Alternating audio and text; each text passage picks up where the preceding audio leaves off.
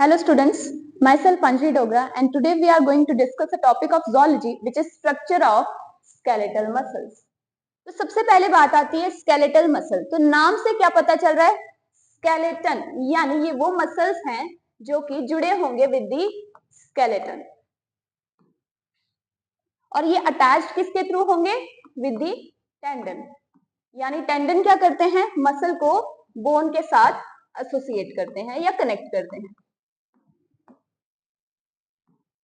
ठीक है, तो नेक्स्ट इन्हें हम स्ट्रिएटेड मसल्स भी कहते हैं और स्ट्राइप्ड और वॉलंटरी. अब इन्हें ये नाम क्यों दिए गए हैं ये समझते हैं सबसे पहले. फर्स्ट इज स्ट्रिएटेड और स्ट्राइप्ड. तो यहाँ पे जो मसल सेल होगा, बेसिकली इस मसल में जो मसल सेल होगा उसमें बैंड्स प्रेजेंट होंगे जो कि ऑल्टरनेटिवली प्रेजेंट होंगे. सो alternate light and dark bands are present on muscle fiber और muscle cell. तो इसी वजह से इन्हें कहा गया स्ट्रिएटेड और स्ट्राइप्ड मसल्स. ठीक है, नेक्स्ट आती है बात वॉलंटरी. तो इन्हें वॉलंटरी मसल क्यों कहा गया? वॉलंटरी वर्ड यूज किया जाता है जब किसी की अपनी इच्छा से कोई काम किया जाए, यानी ये होंगे अंडर द कंट्रोल ऑफ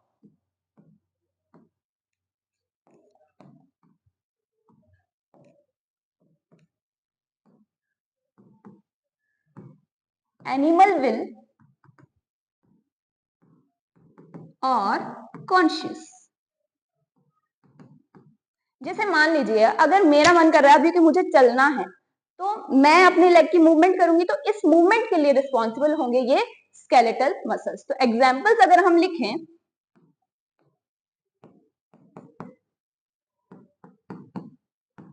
तो हो जाएगा muscles of hind limb, four limbs etcetera. ठीक है, तो अब इसका बेसिक स्ट्रक्चर देखते हैं.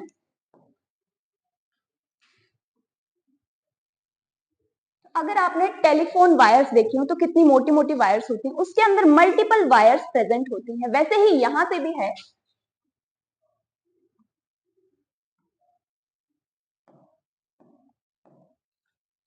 इसके अंदर प्रेजेंट होंगे वेरियस मसल बंडल्स. इन्हें हम क्या कहेंगे? Muscle bundles. मसल बंडल्स का दूसरा नाम है फेसिकल. सो ये दो है fasciculi. So these are fasciculi. अब ये सभी एसोसिएटेड या कनेक्टेड होंगे विद अ कनेक्टिव टिश्यू जो कि कोलेजन से बनता है और इसे कहते हैं fascia. So it is a collagenous connective tissue.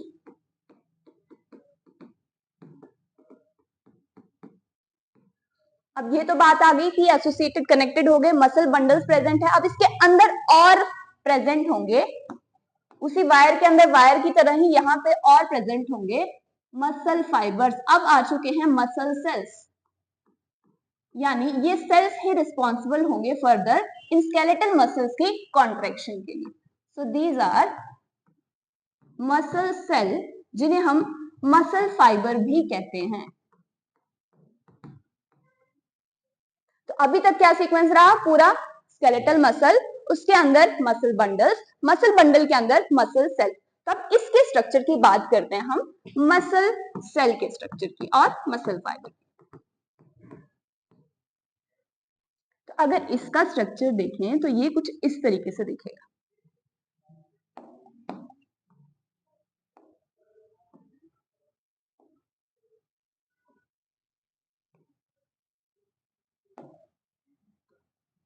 इसके अंदर प्रेजेंट होती हैं पैरेलली अरेंज्ड मायोफाइब्रिल्स जिन्हें मायोफिलामेंट्स भी कहते हैं.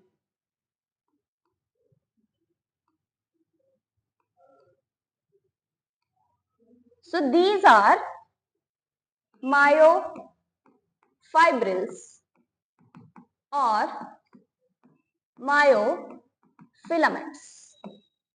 मायो वर्ड हम तब यूज करते हैं जब हम मसल्स की बात करते हैं, ठीक है, और इसी तरीके से हम सार्को वर्ड भी यूज करते हैं. अब यहाँ पे जो हमने alternate dark and light bands की बात की थी वो यहाँ पे आएंगे, यानी इन मायोफाइब्रिल्स पे प्रेजेंट होंगे ये bands, dark band and light bands.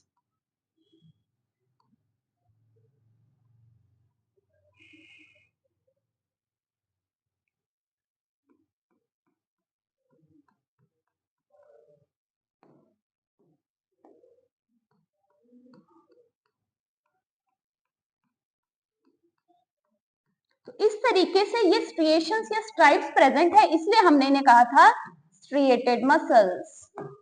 सो अब यहां तक हमने पढ़ लिया. तो यानी अब इसके अंदर क्या चीज प्रेजेंट है वो हमें पता होना चाहिए. तो मायोफिलामेंट्स में दो टाइप के फिलामेंट्स प्रेजेंट होंगे जो कि कॉन्स्टिट्यूट करेंगे इन बैंड्स को. तो सबसे पहले आते हैं thin filament and thick filament.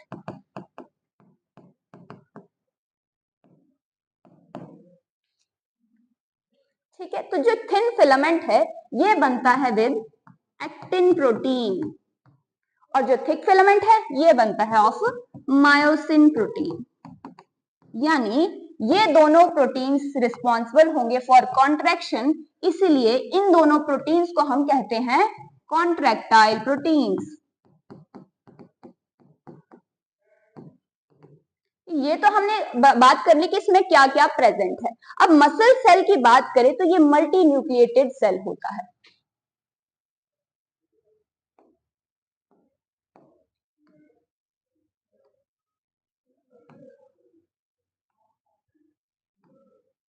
Multi nucleated का मतलब क्या हुआ कि यहाँ पे कैरियोकाइनेसिस यानी न्यूक्लियर डिवीजन तो हो जाएगी लेकिन साइटोकाइनेसिस यहाँ पे नहीं होगी. यानी karyokinesis is not followed by the cytokinesis, जिसकी वजह से ये सेल कैसा होगा, मल्टी न्यूक्लिएटेड.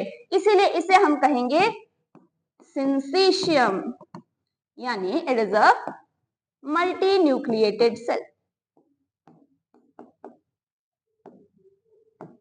अब आती है बात, जिस तरीके से प्लाज्मा मेम्ब्रेन को हम प्लाज्मा लेमा बोलते हैं, तो यहाँ पे हम वर्ड लगाएंगे सार्को, इसीलिए प्लाज्मा मेम्ब्रेन को हम यहाँ पे इसके क्या कहेंगे, सार्कोलेमा.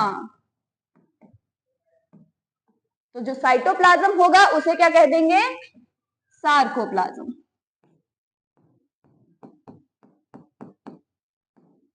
इसी तरीके से जो इसमें एंडोप्लाज्मिक रेटिकुलम होगा उसे हम बोल देंगे सार्कोप्लाज्मिक रेटिकुलम.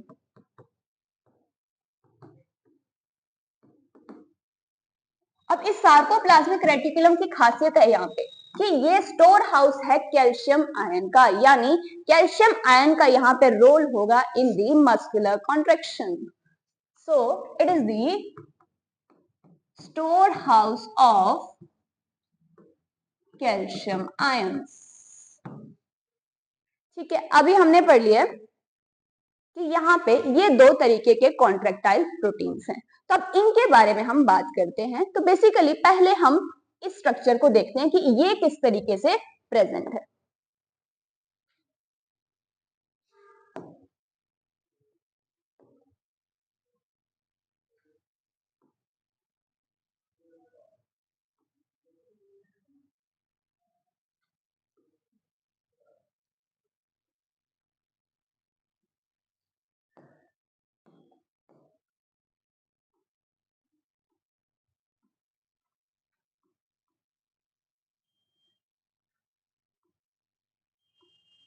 ये हम बना रहे हैं थिन फिलामेंट,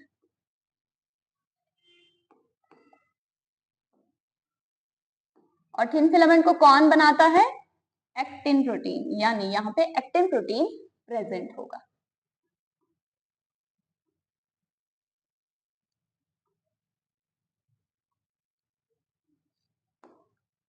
और सेंटर में यहाँ पे प्रेजेंट होगा थिक फिलामेंट. थिक फिलामेंट को कौन बनाता है, myosin protein.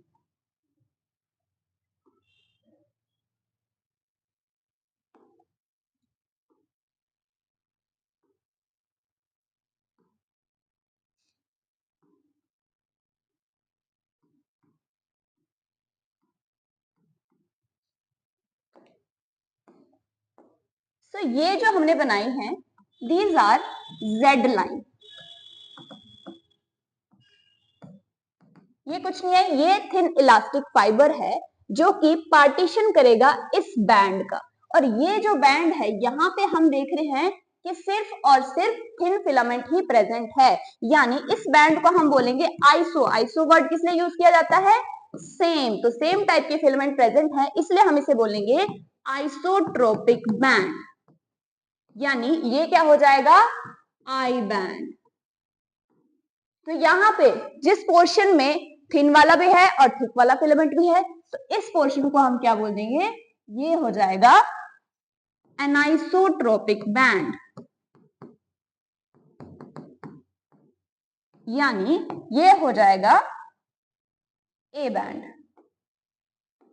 So this is the A band. और ए बैंड में भी सेंटर में एक इलास्टिक फाइबर प्रेजेंट होगा, इसे हम बोलेंगे एम लाइन। ठीक है, तो अब बात आती है कि ये जो पोर्शन है, यहाँ पे थिन और थिक फिलामेंट क्या कर रही हैं? ओवरलैप कर रही हैं, इसलिए इस पोर्शन को हम क्या बोल देंगे? ओजोन, यानी ओवरलैपिंग जोन। और जो ये सेंटर वाला पार्ट है, जहां पे सिर्फ और सिर्फ क्या प्रेजेंट है? थिक फिलामेंट, यानी मायोसिन प्रोटीन ही प्रेजेंट होगा, तो इस वाले पोर्शन को हम बोल देंगे H zone. So this is the H zone, यानी हेंसन्स जोन।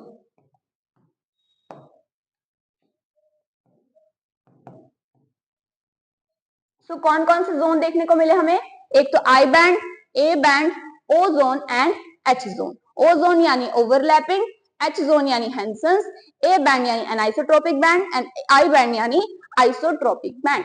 अब ये जो पार्ट है हमारा, एक जेड लाइन से दूसरी जेड लाइन तक, ये वाला पार्ट यहाँ पे कॉन्ट्रैक्ट करेगा, यानी ये जो थिन फिलामेंट्स हैं ये स्लाइड करेंगी ओवर द थिक फिलामेंट। जो थिक फिलामेंट है वो वैसे की वैसी रहेगी। इसका मतलब ये हुआ कि ये जो पोर्शन है इतना सा, ये हुआ हमारा फंक्शनल यूनिट ऑफ कॉन्ट्रैक्शन, और इसे हम कहते हैं सार्कोमेयर।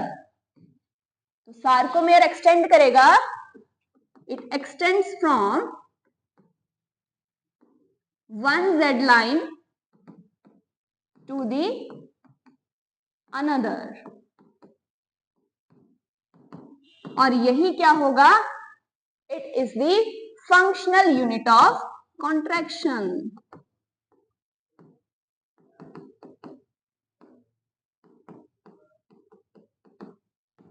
ठीक है, तो अब हमने कॉन्ट्रैक्शन की बात कर ली है, तो अब हम पढ़ते हैं कॉन्ट्रैक्टाइल प्रोटीन्स के बारे में।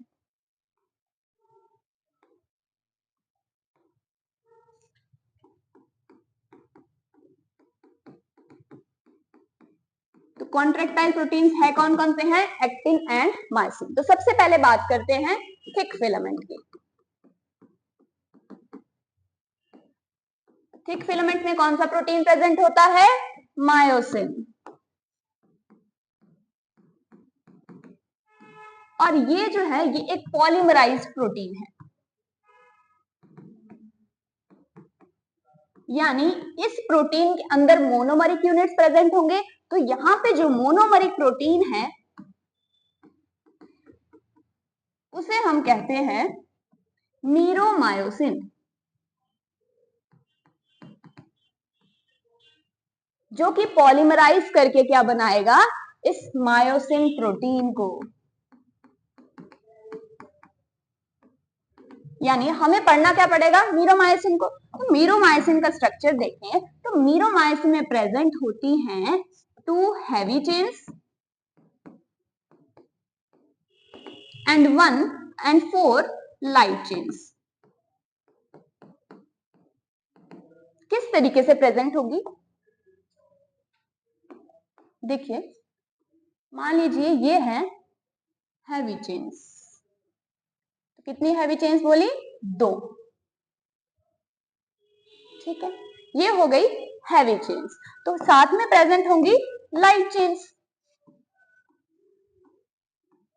तो अब आप बताइए कि कौन सा यहाँ पे लाइटर होगा और कौन सा हैवी वाला पोर्शन होगा? क्या ये जो टेल वाला पार्ट है ये हैवी होगा, या फिर ये जो globular head with short arm है, head with a short arm, ये वाला हैवी होगा। तो हैवी होगा ये वाला पोर्शन, क्योंकि यहाँ पे ये वाला लाइटर होगा, क्योंकि यहाँ पे सिर्फ और सिर्फ हैवी चेंज प्रेजेंट है, और इस तरफ हैवी के साथ साथ 4 लाइट चेंज भी प्रेजेंट है, इसलिए ये वाला पोर्शन हैवी होगा और ये वाला लाइटर। तो इसे मीरोमायोसिन का पार्ट है, इसलिए इसे बोला गया लाइट मीरोमायोसिन। Light meromyosin. और इस वाले पार्ट को क्या बोल देंगे हम? Heavy meromyosin.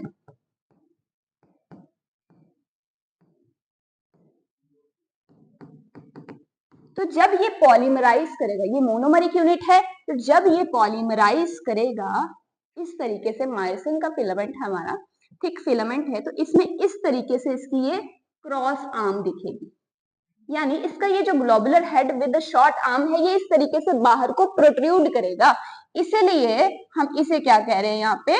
Cross arm. So this is the cross arm. तो अब इसे जुड़ना किसके साथ है? मायोसिन को एक्टिन के साथ, इसलिए इसके पास उसके साथ बाइंड करने वाली साइट भी होनी चाहिए, तो यहाँ पे प्रेजेंट होती है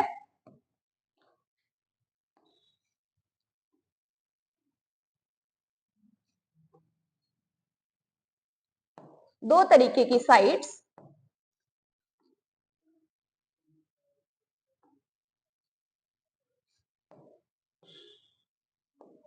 one is this actin binding site, और साथ में यहाँ पे एटीपी भी प्रेजेंट होगा, यानी एटीपी बाइंडिंग साइट भी प्रेजेंट होगी। तो जनरली रिलैक्स स्टेट में यहाँ पे एटीपी बाउंडेड मिलेगा, तो जब कॉन्ट्रैक्शन करनी होगी तो इस एटीपी को तोड़ के एनर्जी मिलती है, जिसकी वजह से क्रॉस ब्रिज बनता है। तो यहाँ पे इसका मतलब है कि इस पोर्शन के पास एटीपीएज एक्टिविटी भी तो होनी चाहिए, तभी तो हाइड्रोलिसिस होगी एटीपी की। तो इसीलिए अगर हम बोले कि एटीपीएज एक्टिविटी है किसके पास, तो इस ग्लोबुलर हेड के पास क्या है? एटीपीएज एक्टिविटी, यानी ये हाइड्रोलिसिस कर सकता है एटीपी की ड्यूरिंग द कॉन्ट्रैक्शन। तो ये तो हो गया हमारा किसका? थिक फिलामेंट की बात। तो नेक्स्ट आती है थिन फिलामेंट की बात।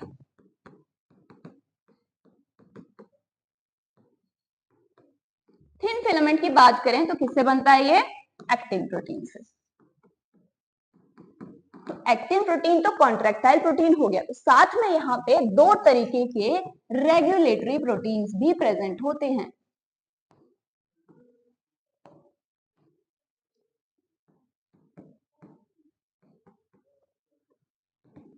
and they are troponin and tropomyosin।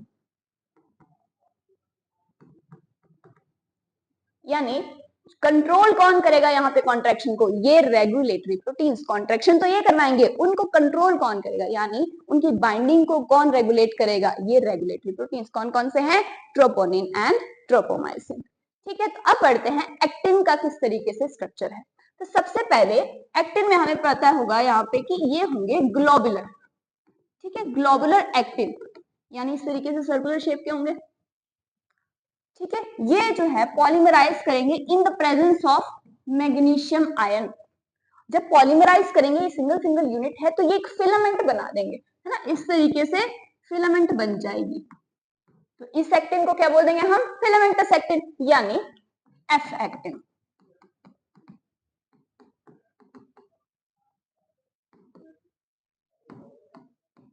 तो इस ग्लोबुलर एक्टिन का नाम क्या हो जाएगा?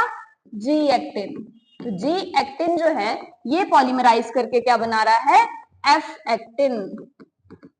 और इस एफ एक्टिन की दो चेन्स यहाँ पे प्रेजेंट होगी इस तरीके से, और ये हेलिकली कॉइल्ड होंगे अराउंड ईच अदर।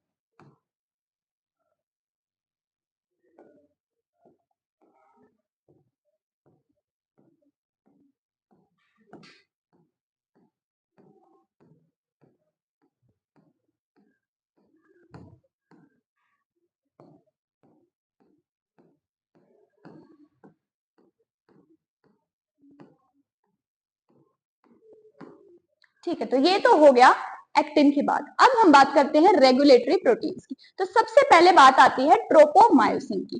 ट्रोपोमायोसिन एक फाइब्रस प्रोटीन है जो कि बिल्कुल एफ एक्टिन के साथ साथ चलता है। जिस तरीके से इसकी कॉइलिंग हुई है उसी तरीके से ट्रोपोमायोसिन की भी इसके ऊपर कॉइलिंग होगी, साथ साथ में प्रेजेंट होगा।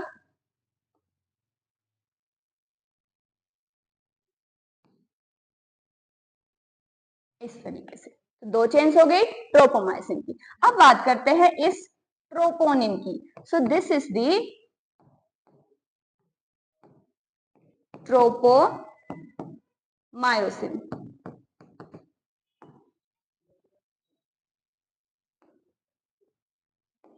और ये क्या है? F actin. अब आती है ट्रोपोनिन की बात। तो ट्रोपोनिन की बात करें हम तो ये एक ट्राइमरिक प्रोटीन है। सो ट्रोपोनिन इज अ ट्राइमरिक प्रोटीन जो कि एसोसिएटेड होता है विद द ट्रोपोमायोसिन। और ट्रोपोमायोसिन कैसे बात की हमने, कैसा प्रोटीन है? It is a fibrous protein. तो अब इसने एसोसिएट करना है ट्रोपोमायोसिन के साथ, तो ये रेगुलर इंटरवल्स पे प्रेजेंट होता है। किसके ऊपर? इसके साथ एसोसिएटेड होता है इस तरीके से। ट्रोपोमायोसिन के साथ रेगुलर इंटरवल्स पे एसोसिएटेड होता है। तो इसका मतलब ये हुआ कि इसके पास इसके साथ बाइंडिंग करने के लिए एक सब यूनिट होना चाहिए। तो ये हो गया टीपीटी। एक को हमने बोल दिया ट्रोपोनिन का टी वाला पार्ट, एक को बोलेंगे हम कैल्शियम। जैसे हमने पढ़ा था कि सार्कोप्लाज्मिक रेटिकुलम क्या है? स्टोर हाउस ऑफ कैल्शियम, जिसका रोल है इन दी कॉन्ट्रैक्शन। तो इसके पास वो साइट है जहां पे कैल्शियम आके बाइंड करेगा, तो इट इज टीपीसी। और एक और सब यूनिट है रिलैक्स स्टेट में, तो इसे कॉन्ट्रैक्शन को इनहिबिट करके रखना है, इसलिए इनहिबिटरी वाली साइट भी इसके पास है। One is the TPI. जो आई वाला पार्ट है किसके लिए है? इनहिबिटर की तरह एक्ट करेगा। जो टी वाला पार्ट है वो ट्रोपोमायोसिन के साथ ज्वाइन करवाएगा, और सी वाले पार्ट में कैल्शियम आयन की बाइंडिंग होगी। ठीक है, समझ गए? Okay, so these are the structure of contractile protein and regulatory protein. तो हमारा स्केलेटल मसल का स्ट्रक्चर यहाँ पे कंप्लीट होता है। Thank you.